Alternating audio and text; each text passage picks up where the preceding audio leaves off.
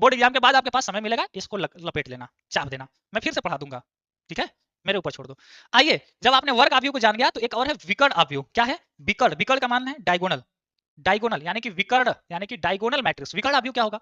विकर्ण आव्यूह क्या होगा? एक वर्ग आव्यूह जिसके विकर्ण के अतिरिक्त अन्य सभी अवयव शून्य हो, यानी कि विकर्ण में देखिए अवयव जो भी होंगे होंगे, लेकिन बाकी सब 0 0 0 0 0 होंगे। तो यही कहा गया विकर्ण आव्यूह की पहचान सिर्फ विकर्ण का मान होगा, बाकी सब 0 होगा।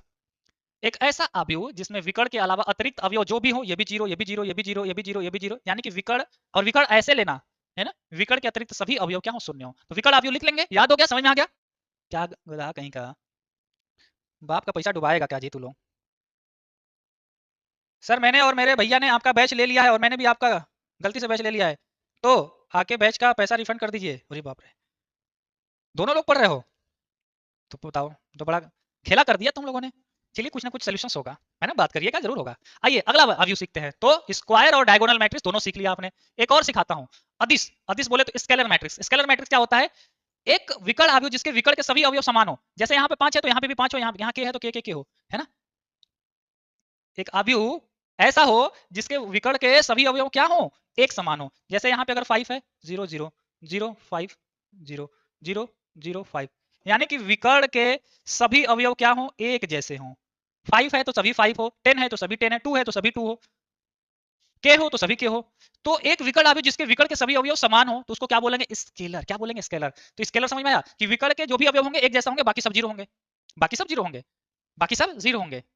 तो विकर्ण आव्यूह का ही ये एडवांस रूप है। इसके पहले आप लोगों ने अभी विकर्ण आव्यूह में क्या देखा? विकर्ण आव्यूह में आपने देखा कि गुरुजी विकर्ण के अलावा सभी क्या हो? 0 हो। तो यहाँ पे विकर्ण के अलग अलग मान हो सकते हैं, 2 भी हो सकता है, 5 भी हो सकता है, 1 हो सकता है, लेकिन 2 है तो सभी 2 2 2 हो जाए तो इसको बोलेंगे स्केलर मैट्रिक्स। क्या बोलेंगे? Scalar matrix. क्या बोलेंगे? स्केलर मैट्रिक्स, यानी कि विकर्ण के सभी अवयव एक जैसा हो। 2 भी हो सकता है, 5 भी हो सकता है, कुछ भी हो सकता है, सब एक जैसा होना चाहिए।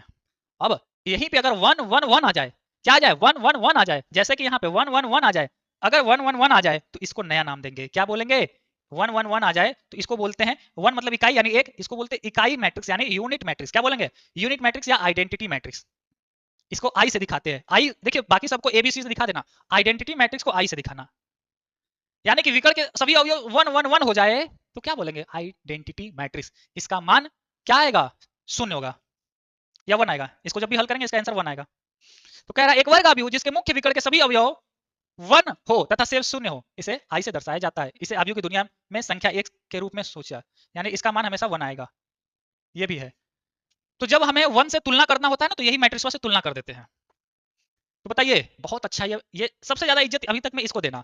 ये इकाई आव्यूह जो है बहुत काम का है, बहुत ही काम का है।